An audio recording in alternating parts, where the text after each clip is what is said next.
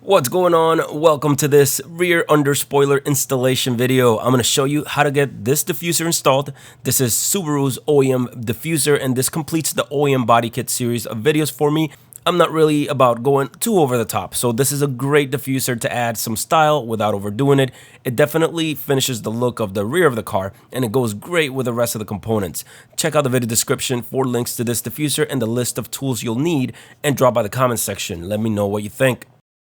In the box, you're going to find a spoiler, which surprisingly, it's actually very light, so it will not add much weight to the car, and as you would expect, the finish on it is perfect. You're also going to get the installation brackets for both sides and all of the hardware that you'll need. Here's everything laid out so that you can get a better view. Unfortunately, to install the brackets for the spoiler, we have to remove the rear bumper, and if that sounds intimidating, don't worry, it's actually quite easy. On each rear wheel well, you'll find one of these push type clips. So push the pin in the center and then use a panel removal tool to pop the rest of the clip out. On each side next to the tail lights, there is a 10mm bolt. So go ahead and remove those with a 10mm socket and wrench. Underneath, the bumper is held in place by 10 retaining clips. Along the center, there are 2 that are clearly visible, and then 2 more right behind those. Then on each side, you will have 3 clips. Now disregard this splash guard right here, as most people will not have it. So you should just have this clip right here, this one, and that one right there. All of these 10 clips will remove the same way. Just pop the center pin out and then the whole clip should come right off. It would be smart to have some spares handy just in case one is brittle and breaks off. Now all we have to do is pull the bumper out. Right under the tail lights and along the side here is where the clips are holding it in place. So pull the bumper outward, keep it in mind where those clips are.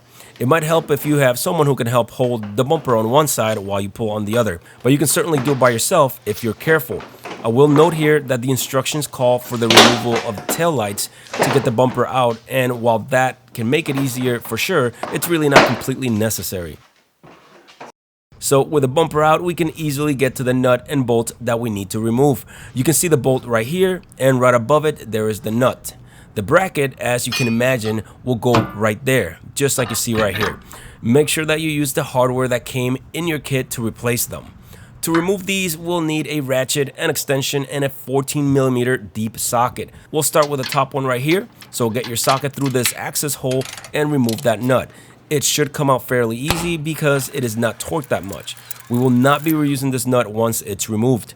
For the bottom bolt, I want to point out 2 things. First, notice that there isn't a lot of surface area for the socket to grab onto, so it's important that you don't have your wrench at an angle or you might strip it. And lastly, this one is torqued down much more than the nut, so using a 1/2-inch driver might be a better choice here. But as you can see, with a little bit of patience and control, this bolt shouldn't be a problem. And again, this bolt will not be reused. Now we can grab the corresponding bracket, and using the new bolt and nut that came in the kit, we're going to hand tighten them first.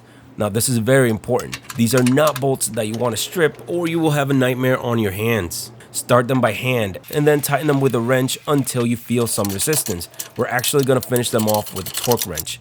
This top nut right here needs to be tightened to 33 foot-pounds of torque. The bottom bolt, on the other hand, needs to be torqued to 52 foot-pounds.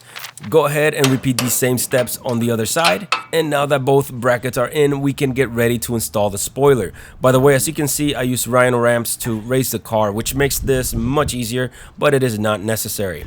To get the spoiler installed, set it where it goes and hand tighten the 4 bolts that came in the kit. Make sure that you put a washer on both sides like you see on this diagram. These 4 bolts will be tightened to only 4.4 foot-pounds of torque or 52.8 inch-pounds. Finish them off and then we can put the car back together. Now, if you're willing to put in the time, this will definitely make a subtle and classy improvement to the rear of the car, whether you have an STI or WRX. And it especially looks nice with the rest of the body kit if you want to look more aggressive without going too far. Let me know what you think in the comments section. This will conclude the OEM body kit series, so be sure to check out the front lip and side skirt install videos if interested.